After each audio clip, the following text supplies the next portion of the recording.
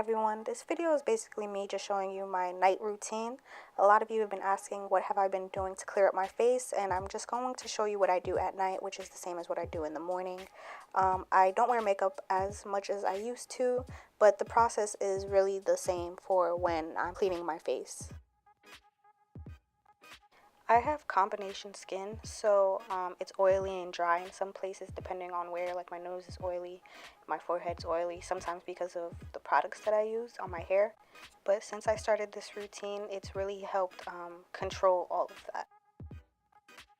The two pictures that you see to the left are from April 2017, and around that time I was in the hospital for about a week, and the stuff that they had on my skin and my face to run exams caused me to break out.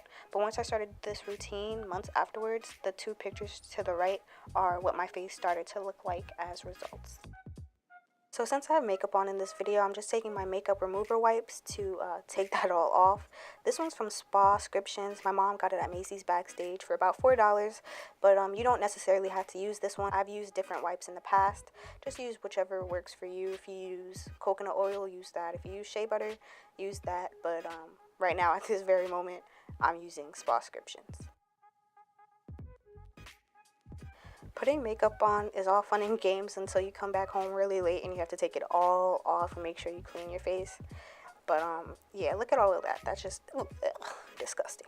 So I go ahead and I grab a new wipe just to take some more off. Even if you can't see it on your face, don't be fooled. There's more. So now that I'm done taking off as much makeup as I possibly can, I'm going ahead and brushing my teeth. And after that, I'm rinsing my face with hot water just to open up my pores. And I use Clean & Clear's Morning Burst Hydrating Facial Cleanser to actually wash my face. It's oil-free, so it really helps with my problem areas. But I repeat this step of washing my face with it 3 times, just to make sure I took every single speck of makeup off. Instead of using regular towels to dry my face, I use paper towels, and I pat down instead of rubbing my face because I don't like my face feeling super dry. At that point, I would feel like it's so dry to the point of no return, so I just pat down instead of rub my face. As I mentioned earlier, my forehead is one of my oily spots on my face. So what you see me doing here is I'm actually using rubbing alcohol, and I'm placing it on places where I already feel pimples forming just to dry it out to prevent it from actually forming.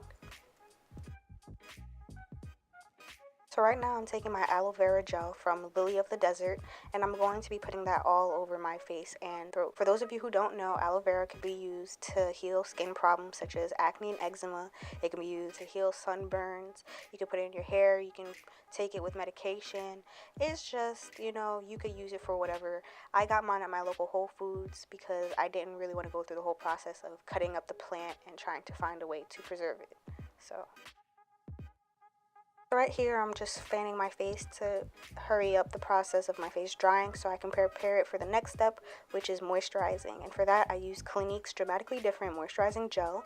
I've noticed that with me, for my face, since it's combination type, I can't use regular lotions. It doesn't matter what kind of lotion it is or what brand.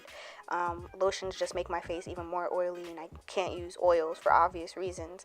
So I use gel because it moisturizes the dry parts of my face, and it gives me the right amount of moisture for the oily parts without overdoing it. And that's basically it.